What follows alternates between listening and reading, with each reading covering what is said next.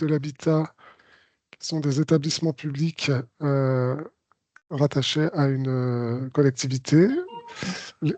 Les les ESH qui sont des SAHLM, les coopératives donc, qui sont des SA mais avec un statut coopératif particulier. L'Union, l'UESAP, donc l'Union d'économie sociale pour l'accession sociale à la propriété, qui regroupe les sociétés qui distribuent des crédits immobiliers.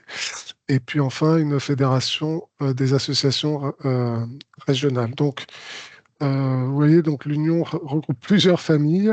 Ça, cette diversité, c'est un petit peu le fruit de notre histoire, mais finalement, vous allez voir que on défend une idée commune et puis aussi quelques points différents, mais ce sont des modèles qui se complètent assez bien. Voilà, donc c'est vrai que l'histoire du logement social en France est très ancienne. Donc, je vous ai parlé des ESH qui s'appelaient à l'origine des SAHBM. Leur création, ça remonte à la fin du 19e siècle. Vous voyez, vous avez les grands noms du logement social, la loi Siegfried de 1894. Et ben, nous avons notre salle du Congrès à l'Union sociale pour l'habitat qui s'appelle la salle Siegfried. Donc, c'est un grand nom pour nous du logement social. Il a été maire du Havre à l'époque. Mais vous avez la création ce qu'on appelle les SACI, donc les sociétés de crédit immobilier pour l'accession, dont nous allons assez peu parler aujourd'hui, mais ça date de 1908. Et puis la création des offices publics, et ben, c'est 1912. On aurait pu rajouter les COP, c'est la loi de 1906, la loi Strauss. Donc, vous voyez, tout ça, toutes nos familles ont plus de 100 ans. Euh, Si on remonte, je passe assez vite hein, sur un petit peu ces points historiques, mais on peut dire que la toute première loi sur le logement, c'est la loi de 1850 sur l'insalubrité. Et en fait, c'était vraiment des enjeux de santé publique. À l'époque, on mourait à Paris du choléra et de la tuberculose en masse. Et donc, les pouvoirs publics ont pris les choses en main et vraiment sous l'angle de la santé publique. Mais les toutes premières initiatives, là je passe assez vite aussi, les toutes premières initiatives entre 1850 et la fin du 19e siècle, ce sont plutôt des initiatives patronales. Donc là, c'est le fameux Familistère de Guise. Euh, donc c'est les poêles Godin, hein, donc un industriel qui s'est beaucoup enrichi à la fin du 19e siècle et qui avait cette dimension un petit peu utopiste et philanthropique de vouloir redistribuer les richesses de la révolution industrielle pour que les ouvriers en profitent. Voilà, donc tout était construit, les logements étaient construits autour de l'usine avec une dimension aussi de créer des écoles, des, enfin, tous les services de santé, etc., associés pour que les ouvriers vivent mieux. Donc, il y avait une dimension utopiste, il y avait aussi une dimension sans doute paternaliste, et puis une dimension peut-être un peu intéressée aussi, hein, sachant que si l'ouvrier est proche de son usine, bien logé, bien nourri, il va être plus productif. Et puis peut-être aussi qu'il n'ira pas voir dans l'entreprise concurrente un peu plus loin. Voilà, donc toutes ces dimensions sont un petit peu mêlées, mais on peut dire que les premières initiatives de logement social, ce sont les patrons français qui les ont eues au moment de la révolution industrielle. Donc un autre exemple, à Noisiel, ça c'était l'empire du chocolat, les chocolats Meunier, pour ceux qui connaissent. Et on va très vite revenir vers l'actualité et vous présenter un petit peu les chiffres du logement en France. Donc 68 millions d'habitants, un parc de 38 millions de logements, presque 31 de résidences principales. Et si on regarde que les résidences principales, on voit que les locataires du parc social, c'est environ 5 millions et demi. Il y a un parc privé qui fait à peu près 13 millions de logements et on a quand même presque 60% de propriétaires, dont une bonne partie, ce qu'on appelle non-accédants, c'est-à-dire qu'ils ont fini de rembourser. Ça, c'est la photo en 2022. Je vous ai pas dit, mais vous pouvez m'interrompre à tout moment si vous avez des questions. Mais, ou alors, on garde les questions pour la fin. Ça, c'est toi, Prudence, qui nous dit. Donc, si je fais un focus uniquement sur le parc locatif social, vous voyez, on fait une distinction entre HLM et autres. HLM, c'est vraiment l'USH, hein, ce qui est dans le giron de l'USH, c'est-à-dire OPH, ESH, coopérative. Et on a d'autres acteurs, d'autres opérateurs qui ne sont pas dans le giron de l'USH, notamment les SEM, sociétés d'économie mixte, qui peuvent faire du logement social ainsi que d'autres activités d'intérêt général.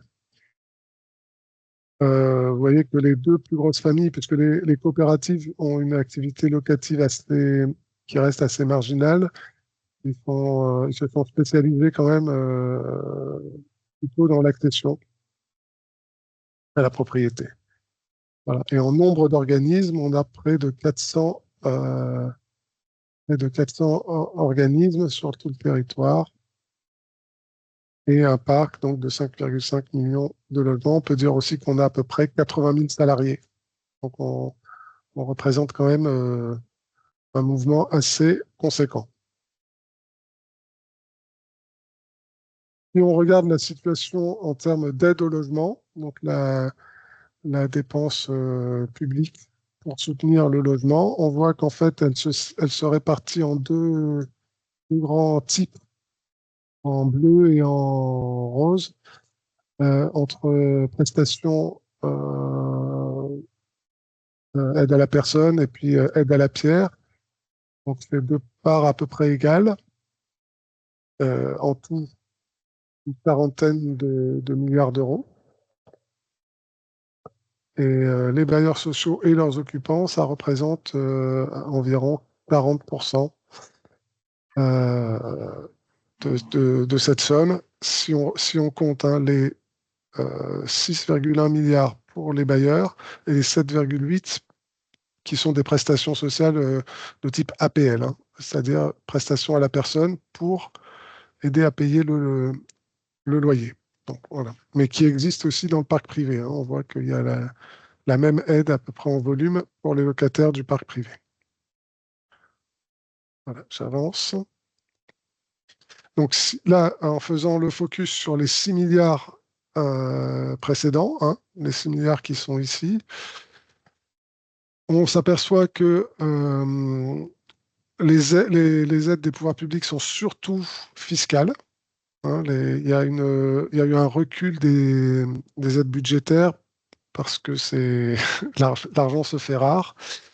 Donc, il reste à peu près 23% de subventions d'investissement, qui sont de l'argent des aides budgétaires. Le reste, ce sont des avantages fiscaux, ça représente une aide très importante aussi, et des avantages d'auto qui sont peut-être un peu plus difficiles à mesurer, mais on va le voir, c'est très important aussi, et on a un partenaire privilégié qui est la Caisse des dépôts.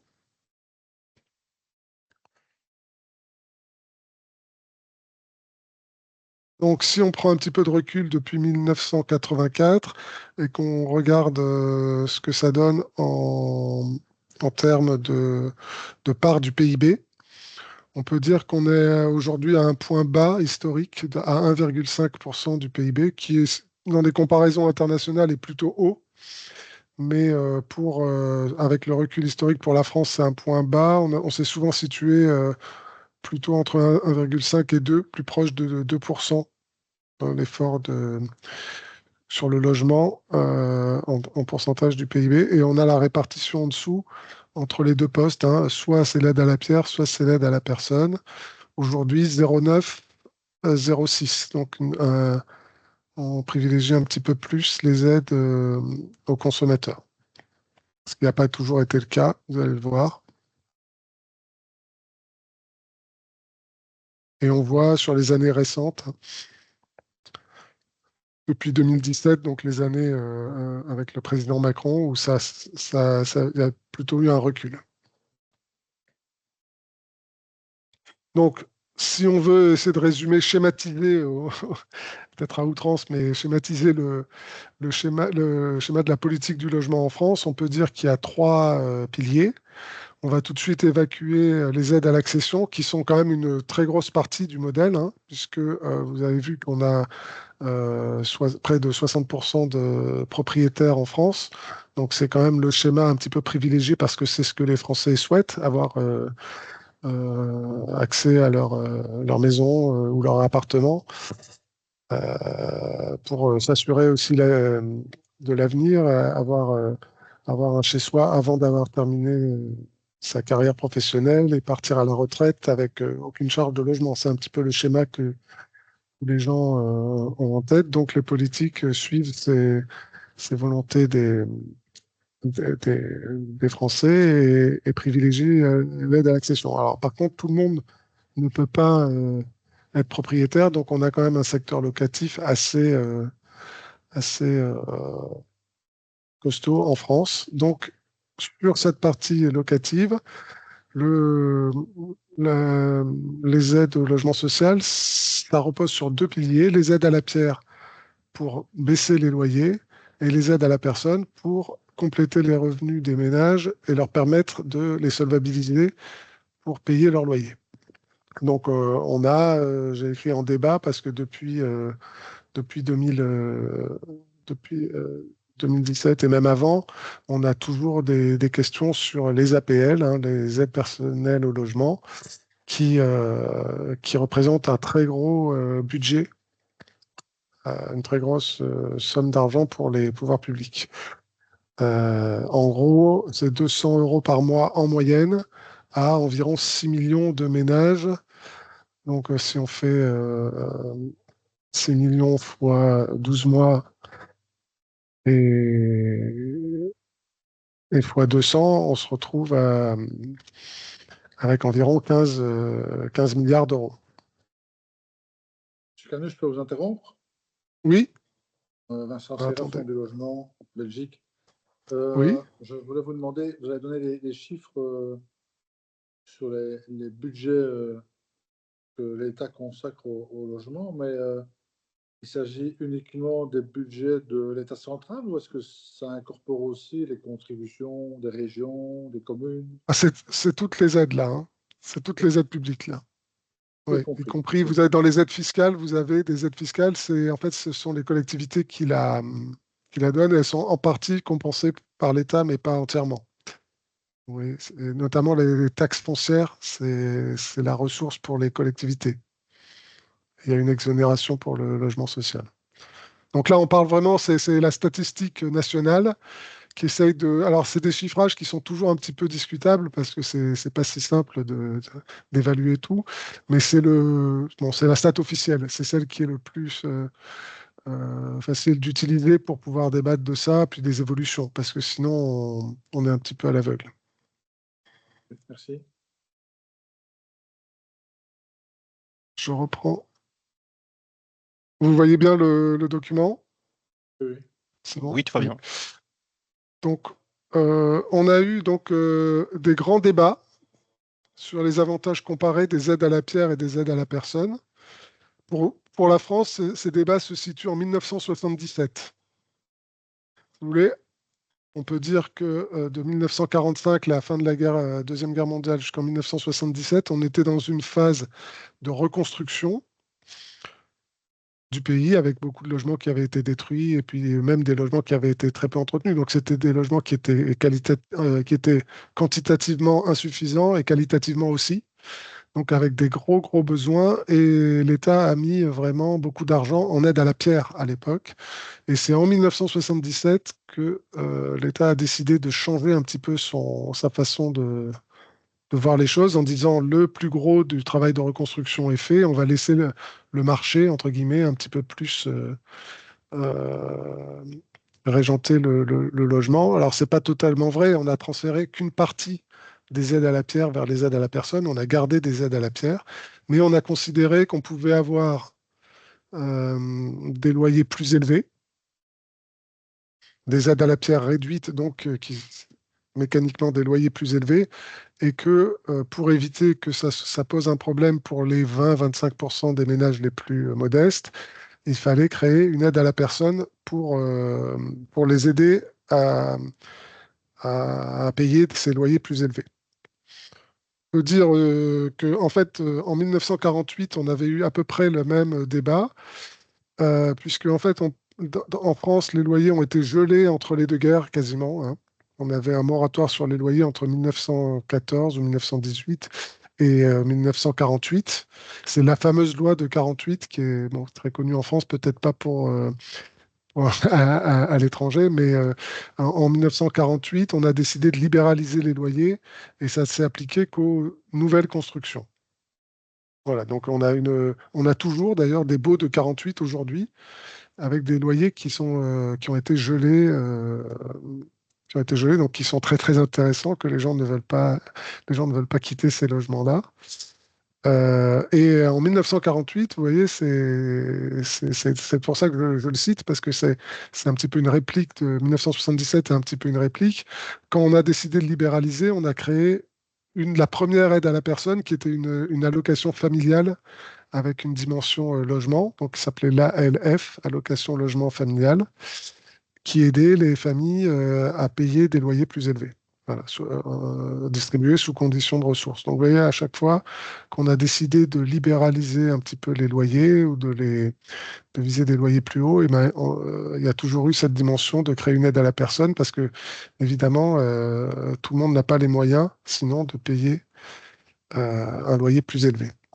Voilà, donc on peut dire qu'aujourd'hui, on est arrivé à un scénario où on a des loyers un peu plus hauts qu'avant 77. Donc nous, on a un parc hein, qui date de ces années-là, des années 45-77, qui est le parc avec les loyers les plus bas aujourd'hui. C'est même plus bas que tout ce qui a été conçu avec le modèle post-77. Voilà. Mais on a bien une complémentarité qui était visée entre aide à la pierre et aide à la personne, c'est-à-dire que les aides à la personne sont calculées pour pouvoir prendre en compte la, la charge des ménages les plus modestes à, à calculer avec les nouveaux loyers. Alors, le choix a été assez mauvais, je le dis tout de suite, mais c'était à l'époque, personne ne critiquait trop ce raisonnement. Sauf qu'en fait, on était ce qu'on appelait les 30 glorieuses, c'est-à-dire les années fastes avec une forte croissance et enfin, des gens qui s'enrichissaient, hein, la création d'une classe moyenne. Et donc le raisonnement, c'était si on distribue plus d'aide à la personne, les gens vont progressivement sortir du système d'aide parce qu'ils vont gagner plus d'argent. Et quand ils gagneront plus d'argent, ben, on le prendra en compte dans le calcul de leur aide et leur aide va diminuer. Donc en fait, l'État va faire des économies au fur et à mesure que les gens vont s'enrichir et accéder à la propriété. Mais ce qui s'est passé, c'est plus facile à dire après, mais on est rentré dans un système post-choc pétrolier de chômage de masse et puis de paupérisation. Et donc, en fait, ce qui s'est passé, c'est que l'État a eu une dépense d'aide à la personne qui a été un peu incontrôlable dans la mesure où elle augmente à travers les hausses de loyer. Il faut bien que les aides suivent pour qu'elle reste utile pour payer le loyer, il faut qu'elle suive un petit peu le rythme des loyers. Et puis aussi, c'est multiplicatif, puisque s'il y a plus de ménages modestes, eh ben, il va falloir donner plus d'aide à plus de monde. Voilà, donc dès leur mise en place, les aides personnelles au logement, ça a posé un problème budgétaire. Voilà. J'en dis pas beaucoup plus parce que notre temps à partie est assez court, mais c'est un des sujets les plus importants, un peu structurants de la politique du logement en France, c'est cette période-là. Donc aujourd'hui, on en est sorti. Les débats existent toujours, mais ils ont été, disons, quand même tranchés, hein. C'est-à-dire qu'on n'est jamais revenu complètement en arrière. Donc les objectifs des aides à la pierre, c'est des loyers bas. Si on regarde les moyennes, donc je reviens sur les comptes du logement, la statistique nationale, on voit que le secteur libre à gauche, on a, c'est des moyennes, hein, les loyers plus charges plus énergie, c'est de l'ordre de 10 000 euros annuels. Et c'est 2400 de moins pour, euh, pour le secteur social. 2400 annuels, ça fait à peu près 200 euros par mois. Et ça porte essentiellement sur la partie loyer.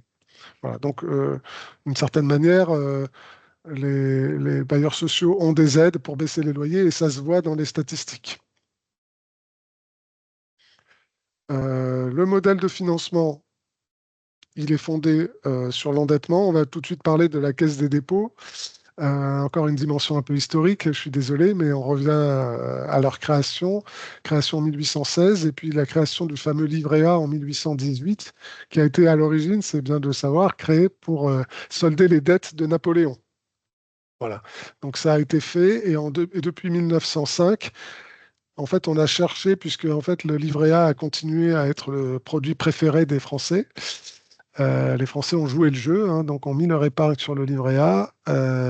Et à partir de 1905, on a cherché des financements d'investissement d'intérêt général. Et c'est la construction de logements sociaux c'était à l'époque où tout ça a été créé, qui a bénéficié de ces fonds. Puis c'était parfaitement adapté, on va le voir, parce que en fait, cette épargne au jour le jour, qui est disponible au jour le jour pour l'épargnant, elle est transformable assez facilement en prêt à très long terme, parce que tout simplement, tous les Français ne retirent pas leurs billes en même temps de leur livret A. Donc on sait que l'argent est disponible. C'est la grande force de ce système, c'est d'avoir une liquidité. Quelle que soit la crise financière du moment. On peut parler de 2008, où en 2008, dans tous les pays du monde, c'était difficile d'obtenir des crédits auprès des banques, et en France, il n'y a eu aucun problème. Voilà, j'en dis pas beaucoup plus. Les prêts donc sont de 40 ans et plus, mais ils ont cette dimension qui sont à taux variable, c'est-à-dire que c'est bien l'intérêt qu'on sert à l'épargnant qui sert sur le livret A, qui sert de référence. Et vous voyez, on a des prêts du plus social PLAI au moins social PLS, avec des taux, des marges différenciées. Mais globalement, ça coûte au bailleur le taux du livret A plus ou moins quelque chose. Et donc, quand le livret A bouge, eh ben, c'est toute la dette qui coûte plus ou moins cher. Voilà. Donc, je ne vous ai pas dit la formule de calcul, elle est un peu plus loin dans la présentation.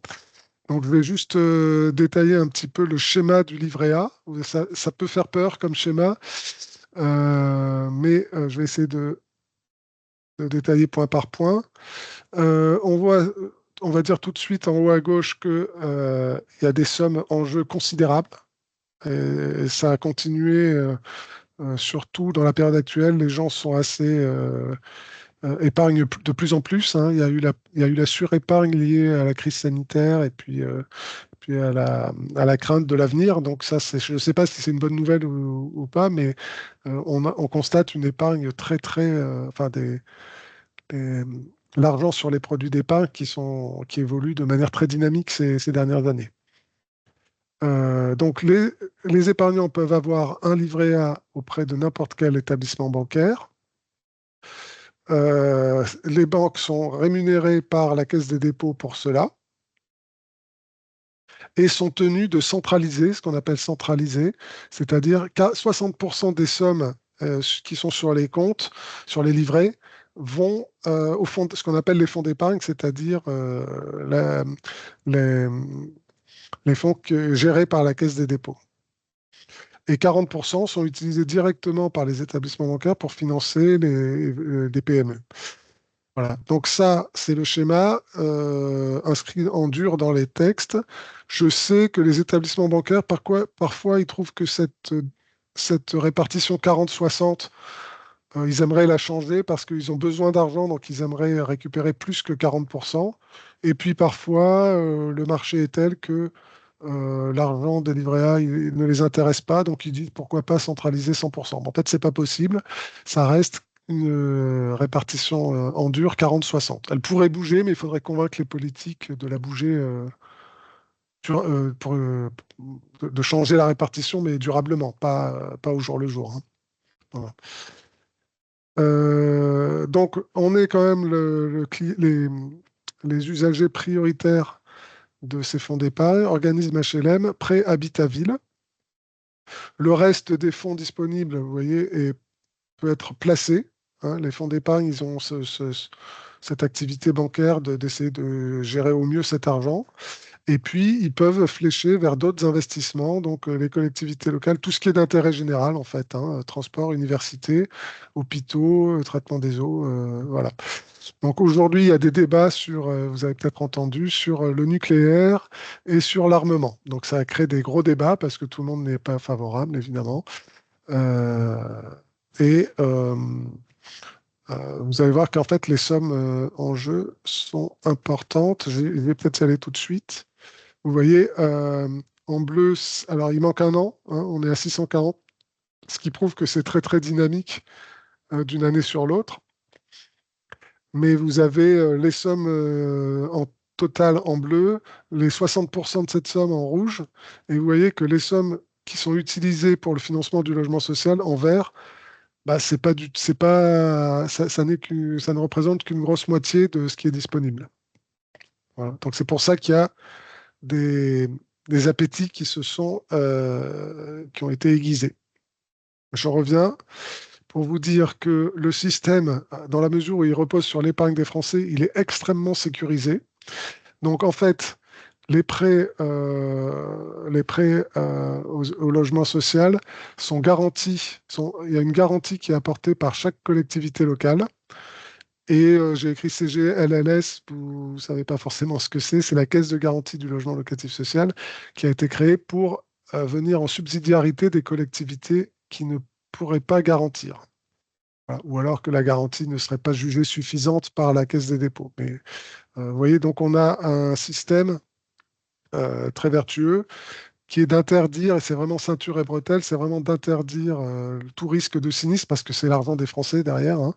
Donc, il n'y a pas de sinistre. Et si jamais il y en avait un, une collectivité locale pourrait être appelée à payer une échéance à la place du bailleur qui sera en incapacité de payer. On peut dire que l'État, à droite, joue aussi son rôle puisque il va récupérer de l'argent auprès des fonds d'épargne. Mais en fait, c'est un petit peu l'équivalent de l'impôt sur les sociétés que la Caisse des dépôts ne paye pas, hein. C'est l'État qui est l'actionnaire, donc l'État prélève un bénéfice.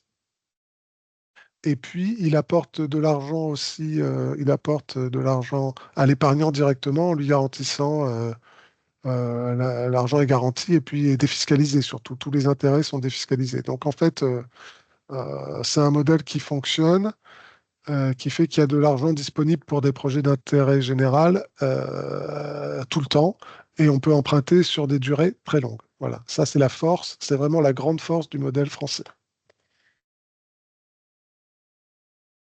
Vous voyez, donc on a rajouté donc la croissance est très rapide. Moi, quand je suis arrivé à l'Union, on était à 400 milliards et on est à 640. Donc ça va très vite et puis ça s'est accéléré surtout depuis 2020, voire 2023. Avec voilà, la formule de calcul du livret A, c'est une moyenne entre l'inflation sur 6 mois et les taux courts, c'est-à-dire les taux interbancaires en euros, c'est le fameux taux Esther sur 6 mois aussi. Donc, quand l'inflation monte et que les taux montent, bah, le livret A monte aussi, sachant qu'il y a une formule rentrée en dur, mais qui s'applique ou pas sur décision du ministre des Finances. Voilà. Donc ça, je dirai un peu plus tard. Globalement, comment se finance un logement? Ça, je ne vais rien vous apprendre du tout. Pour tous les acteurs du secteur immobilier, le logement se finance par l'emprunt. C'est très rare qu'un opérateur paye le logement, paye la construction cash. Il s'emprunte et ce sont les loyers qui lui permettent de rembourser ce qu'il a emprunté. Donc ça, c'est pareil pour tous les acteurs. Pour le logement social, c'est sur une période longue de 40 ans. Et on dit qu'on cherche un équilibre, c'est-à-dire que les sommes encaissées sur 40 ans couvrent les frais de gestion, les maintenances et travaux, les impôts et le gros poste qui est l'annuité de la dette. C'est peut-être plus simple avec et ce qu'on vise, bien sûr, c'est pas juste un équilibre, c'est un équilibre avec des loyers bas. Parce que sinon, un équilibre avec des loyers hauts, ça s'appelle la promotion privée. Donc un schéma, c'est peut-être plus clair pour résumer ça. Donc on empile toutes les dépenses et on fait un loyer. Hein. C'est bien avec des hypothèses d'évolution. Tout ça, c'est dans le futur. C'est donc avec des hypothèses d'évolution pour chaque poste de dépense et notamment des hypothèses d'évolution des loyers. Si on imaginait qu'on n'augmente pas les loyers, ben, on chercherait un loyer plus haut, on partirait d'un loyer plus haut pour couvrir les dépenses. Voilà, donc c'est vraiment un calcul un peu théorique puisqu'on est dans le futur. On peut imaginer que on fait ça avec un jeu d'hypothèses donné par les pouvoirs publics, mais ça reste ça reste une dimension un petit peu théorique. Si on veut résumer par un schéma, la capacité d'endettement, elle est déterminée par les loyers futurs. Si j'imagine des loyers futurs assez bas, ça me fait une capacité d'endettement plus basse. Et si je compare au coût de production, ben, j'ai besoin de compléter par ce qu'on appelle les fonds gratuits, hein, qui sont soit des fonds propres de l'organisme lui-même, soit des subventions publiques. Et comme on a eu une forte inflation, ça je ne vais pas trop insister, à part dire qu'entre 2000 et 2022, les prix ont quasiment doublé. On voit qu'en violet, les fonds propres des organismes ont explosé. Avant, on mettait 5%, maintenant on en met plutôt 15%. En parallèle, l'État est sorti un petit peu de l'équation puisqu'il mettait 7%, ils n'en mettent plus que 2%. C'est les collectivités qui ont remplacé. Euh, mais ils ont remplacé, mais bon, les montants ayant explosé en pourcentage, c'est pas net. Et on a emprunté bah, moins en pourcentage, mais plus en volume. Hein. On a beaucoup augmenté notre dette dans les années 2000-2022.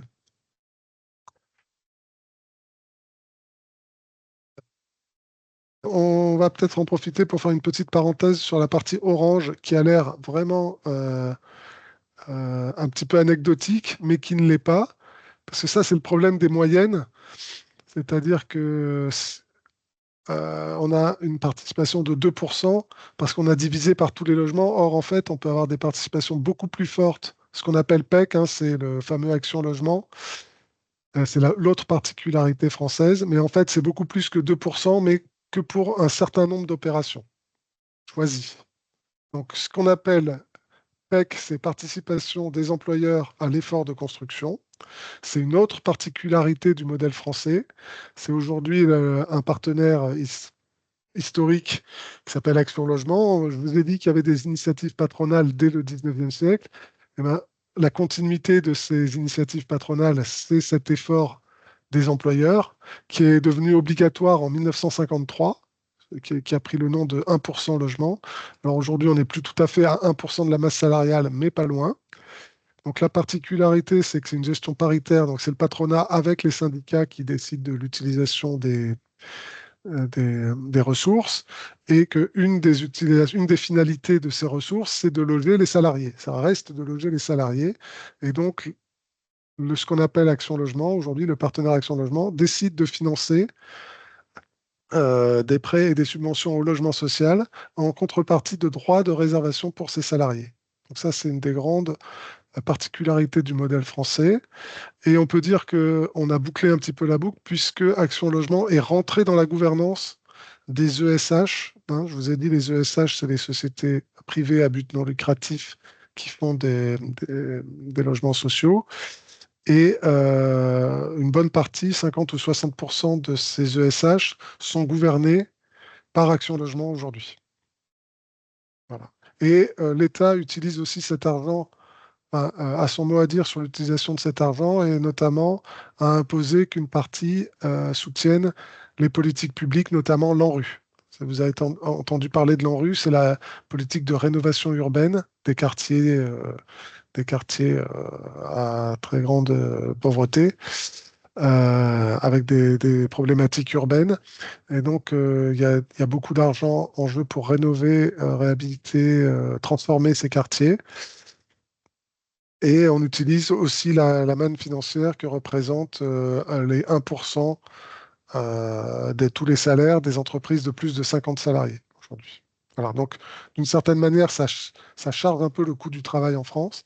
Et de l'autre côté, c'est un salaire indirect pour les salariés qui peuvent bénéficier de logements, de droits de réservation de la part de leur employeur pour se loger plus près de leur entreprise. Je peux faire un petit détour par...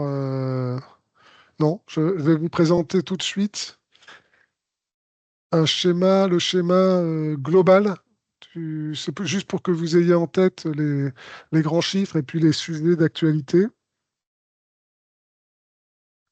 Si on résumait, si on consolidait à l'échelle d'un macro-organisme, on peut dire que les recettes locatives du secteur HLM, c'est à peu près 21 milliards d'euros en 2021. Ça n'a pas beaucoup évolué depuis, un petit peu. Vous retrouvez vos principales postes de dépenses, les frais de gestion, la maintenance, ce qu'on appelle TFPB, donc les impôts, et une partie remboursement des remboursements des emprunts qui prend deux dimensions, donc les intérêts et le capital. On a des intérêts à hauteur de 1,9 milliard en 2021. Et quand on fait la différence, eh bien, il reste un solde ce qu'on appelle autofinancement, c'est un petit peu le résultat annuel.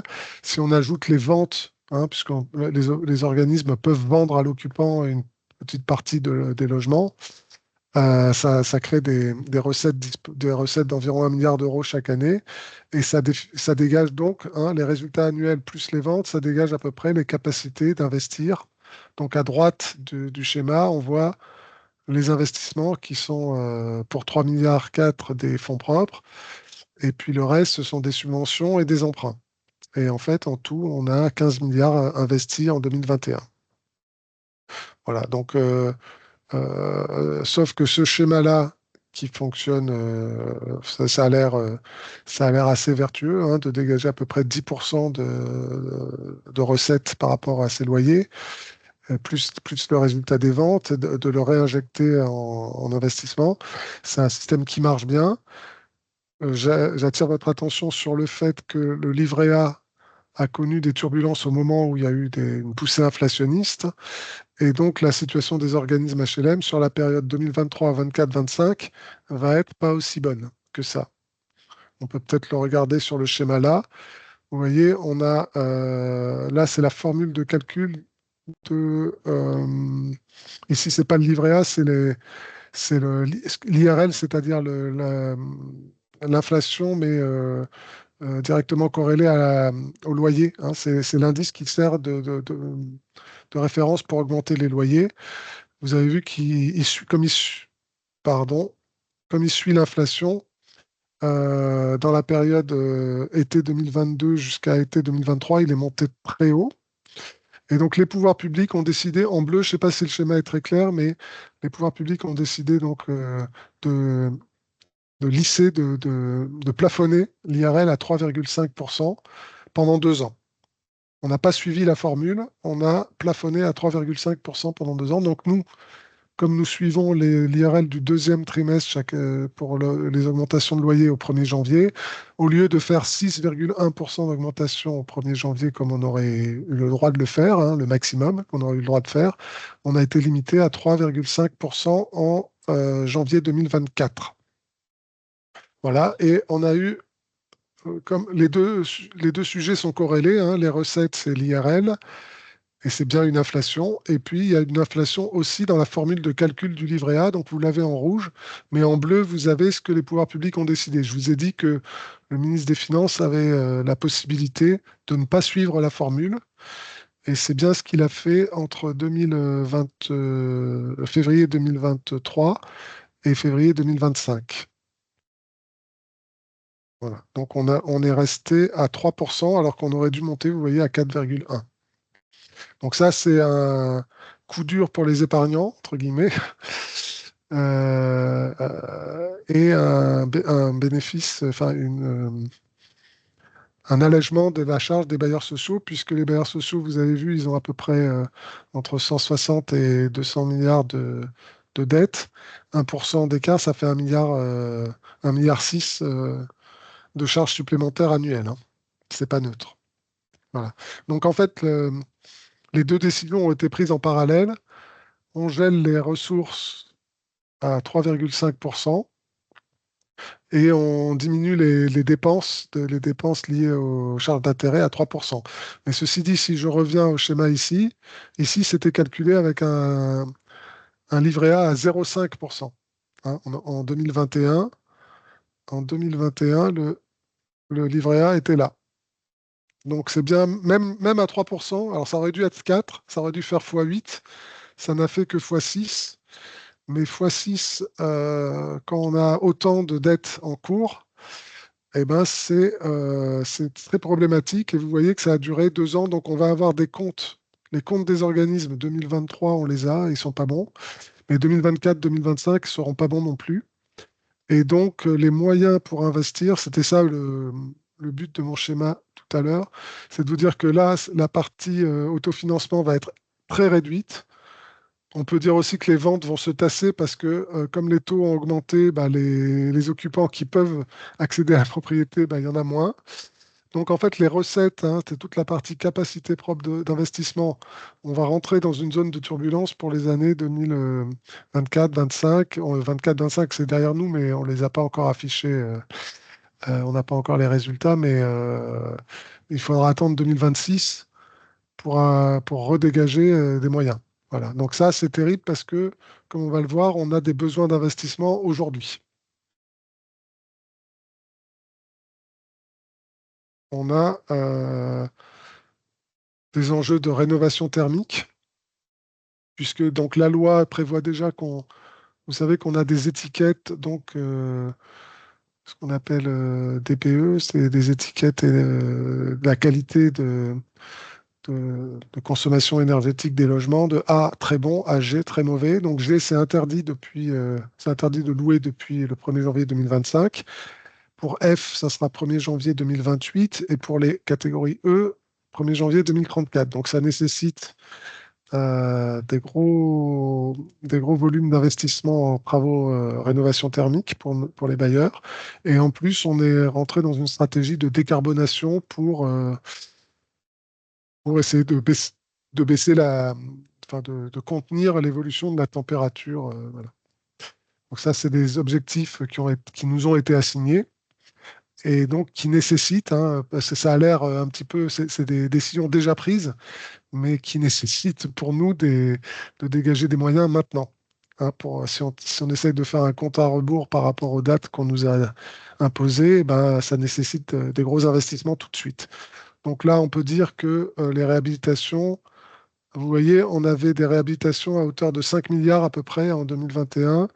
Et on imagine, si on fait un calcul un peu comme ça, qu'il faudrait passer à 9 milliards, quasiment doubler le montant des réhabilitations. Si on ne veut pas que ça se fasse au détriment de la production neuve, il faudrait passer de 15 à 25 milliards les investissements. Or, aujourd'hui, ça paraît un petit peu compliqué, au moins jusqu'en 2026, parce qu'en fait, on n'a pas beaucoup de moyens. Donc, c'est ça qu'on dit en tant qu'Union sociale pour l'habitat. Vous savez, on a ce rôle d'aider les bailleurs à bien comprendre la loi et puis aussi de porter la voix des organismes auprès des pouvoirs publics pour dire que ça va être difficile de faire ce qu'on devrait faire alors que la santé financière des organismes est un petit peu fragilisée par la période qu'on vient de connaître.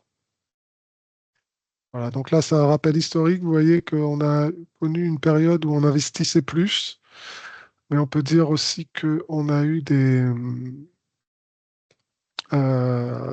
depuis 2017, on a eu un État qui nous prélève un petit peu plus d'argent, notamment à travers un prélèvement qui s'appelle RLS, c'est-à-dire qu'en en fait, il y a une cotisation sur les bailleurs qui paye une partie des APL, parce que les APL, ben, l'État n'arrive plus vraiment à soutenir la dépense et donc à demander aux bailleurs sociaux d'en payer une partie. Voilà, donc l'équation était déjà difficile avec un livret A à 0,5, mais comme on est rentré dans une période de taux plus élevée, bah, c'est devenu, bah, c'est ça les discussions qu'on a avec les ministres du logement et les gouvernements aujourd'hui. En parallèle de ça, on fait valoir que la demande, alors là, c'est un schéma, excusez-moi, pardon. Euh, J'espère que je ne suis pas en train d'attraper des allergies, parce que c'est la période. Excusez-moi. Oui, donc là, c'est un schéma qui est un petit peu difficile à suivre, mais disons que, pardon, on a un système national d'enregistrement, surtout depuis les années là, 2012, qui permet de suivre très précisément. Donc avant, c'était un petit peu plus sous forme d'enquête, mais on sait chiffrer exactement le nombre de personnes qui demandent un logement social, et ça ne cesse de croître, hein. Je ne vous ai pas mis les tout derniers résultats, mais aujourd'hui, on est à 2 760 000, je crois. Donc c'est encore monté sur les 2 années qui manquent ici. Donc voilà, on a une population qui est fragilisée, c'est-à-dire un marché de l'immobilier qui s'enflamme, des gens qui sont plus pauvres et donc qui sont fragilisés, qui ne trouvent pas de solution pour se loger.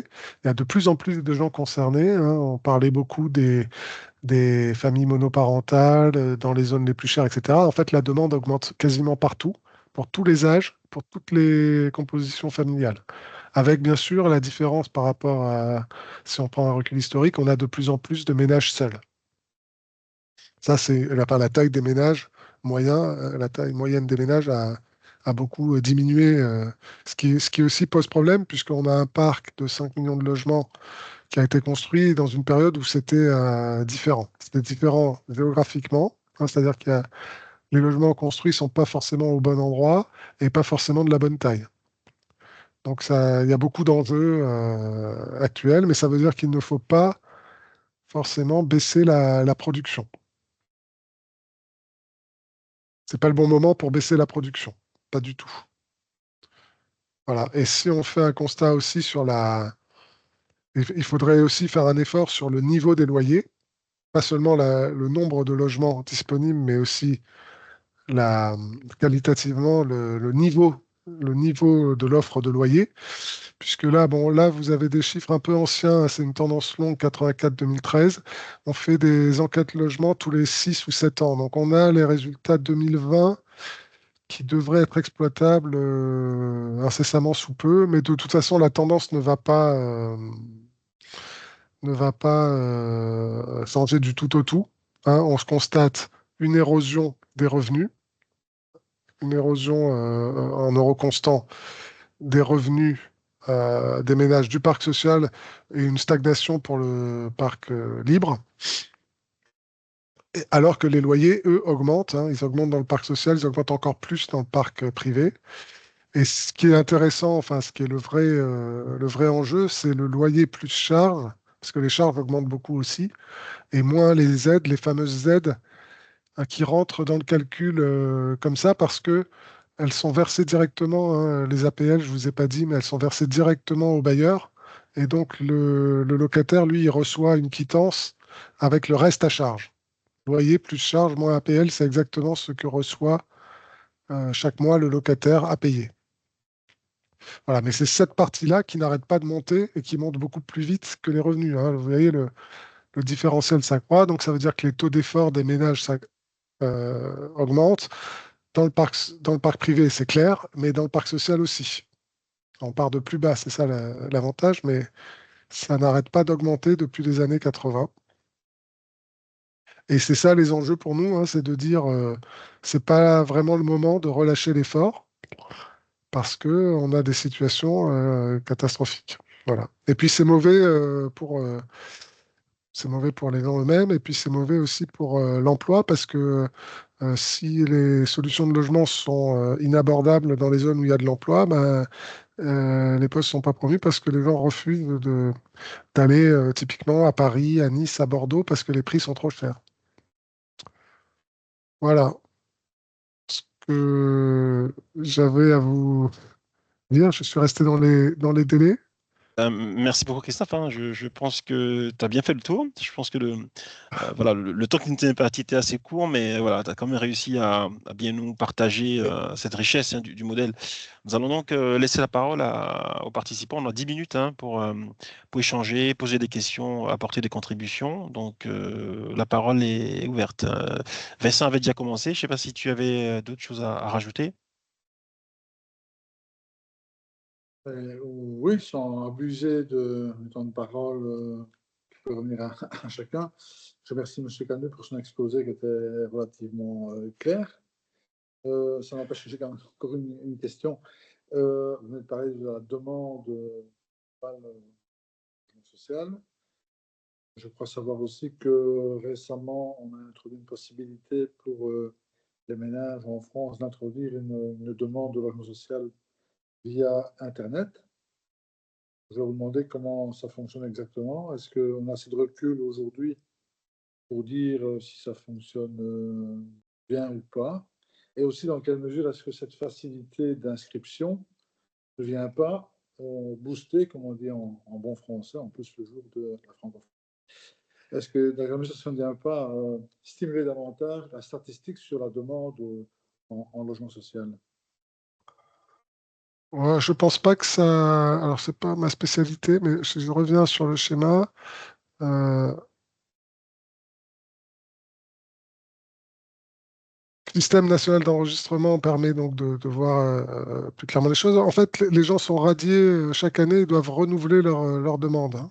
Donc, on est assez sûr qu'on n'a pas de double compte, etc. Donc, en fait, la possibilité par Internet, bon, c'est assez logique. On avait un formulaire avec beaucoup de pièces justificatives, etc.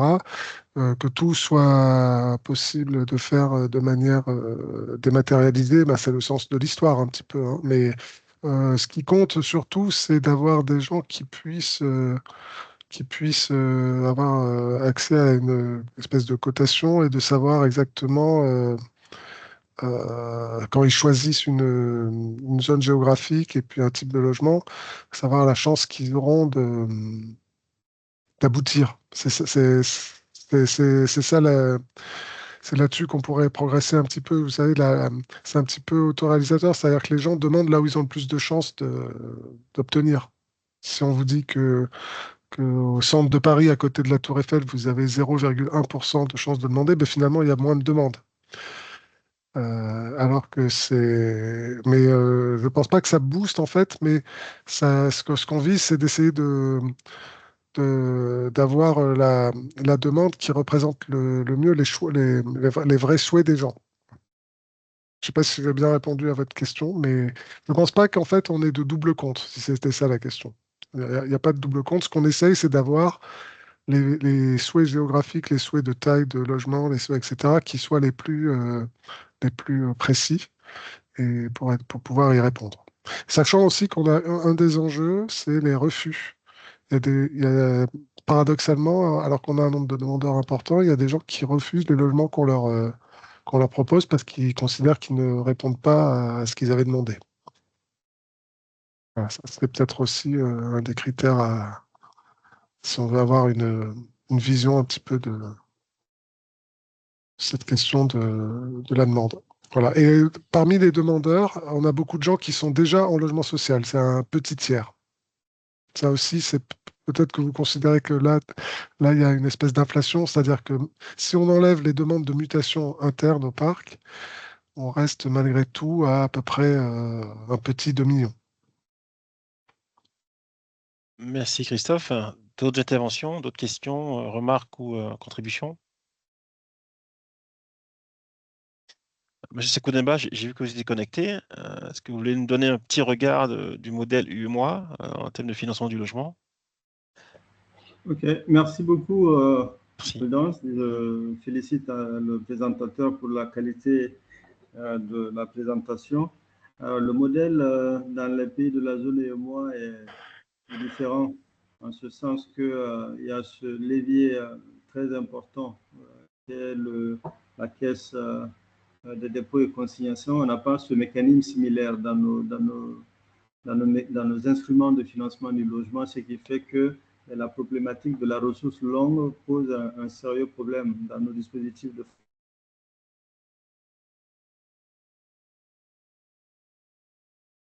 Ah, je ne sais pas si vous entendez là.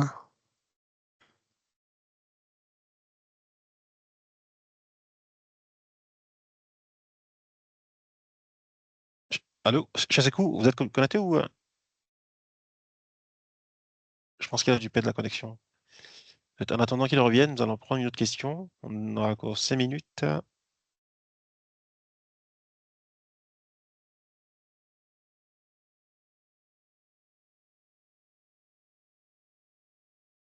Question, remarque, avant que notre ami Sekou Demba nous revienne. Le logement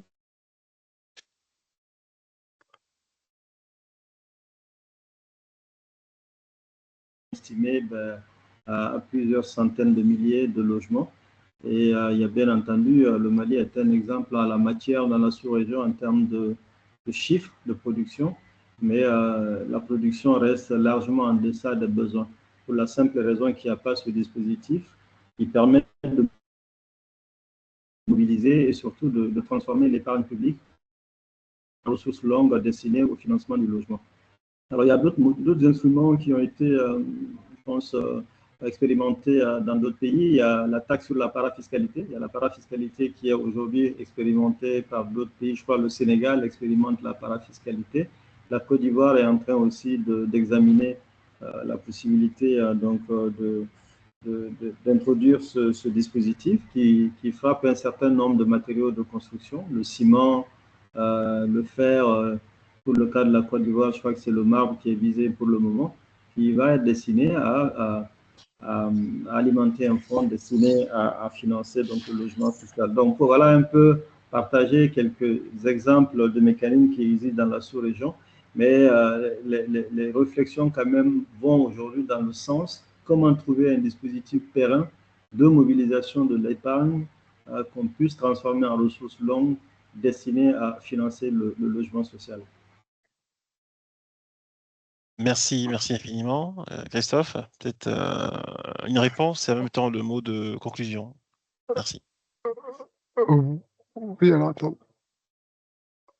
Moi, il me semble que la première différence, le témoignage que je veux faire, c'est de dire que les aides à la personne qu'on a imaginées en 77, à l'époque, on pensait que c'était un bon calcul, et aujourd'hui, on le regrette. Et peut-être que pour nos collègues africains notamment, basculer sur l'aide à la personne, ça ne serait pas forcément un bon calcul parce que potentiellement, il y aurait, enfin, ça coûterait très très cher. Donc, il vaut mieux viser, je pense, l'accession et le logement, l'aide à la pierre. L'aide à la pierre peut prendre la forme de prêts ou d'autres de bonifications. Enfin, il faudrait trouver des systèmes d'aide qui permettent de bonifier les prêts du marché. C'est pas forcément l'épargne qui pourrait être mobilisée. Si l'épargne existe, c'est un très bon modèle.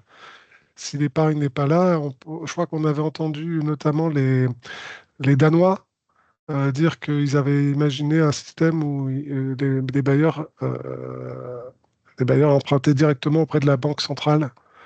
Ça peut être un système intéressant avec des prêts hypothécaires qui ne ressemblent pas aux nôtres, mais ça peut être un système intéressant. Mais en tout cas, privilégier les aides à la pierre, c'est mon petit conseil à mon modeste niveau. Et puis les prêts longs, si possible. Mais c'est vrai que l'épargne des Français, tout le monde n'a pas la chance, hein. Je ne sais pas si les Maliens mettent beaucoup d'argent de côté et s'ils ont envie d'avoir cette épargne qui sert à ce type de projet. Mais si ce n'est pas possible, il doit y avoir d'autres solutions si le Mali veut bonifier des prêts d'une manière ou d'une autre. Merci Christophe. En tout cas, J'espère avoir merci. répondu. Je suis pas sûr d'être complètement en phase avec les conditions qui se passent au Mali, mais voilà, c'est des conseils que je peux donner vu de France. Est-ce que ça peut vous apporter ou pas? Très bien, merci. Sur ce, à moins que Chantal n'ait quelque chose à dire pour Non, très bien. En tout cas, merci. Non, Merci, je veux dire merci oui. beaucoup pour cette présentation. C'est sûr que vous étiez venu faire une présentation similaire au Québec, au Canada, à l'été 2024. Alors, ben, je vous salue. Meilleures salutations à tous nos collègues et amis de la Pareillement. France et de l'Europe. Merci Chantal. Merci beaucoup. Pareillement, Et nous merci gardons en tout cas Chantal. de très très bons souvenirs hein, de tout Mhm. ce qui s'est passé au Québec et en tout cas restons encore en attente hein, des meilleures perspectives. Merci à chacune à chacun. Et puis le prochain rendez-vous, ce sera le 16 avril. On parlera de l'habitat durable et donc de la COP 30 qui aura lieu donc au Brésil. Donc un expert d'ONU nous parlera effectivement de ces enjeux-là, de l'adaptation des bâtiments au changement climatique. Merci encore une fois et à très bientôt. Merci, à bientôt. Merci Merci. beaucoup. Au revoir. Merci à Au vous. revoir. Au revoir. Au plaisir. Uh-huh. Au revoir, au revoir.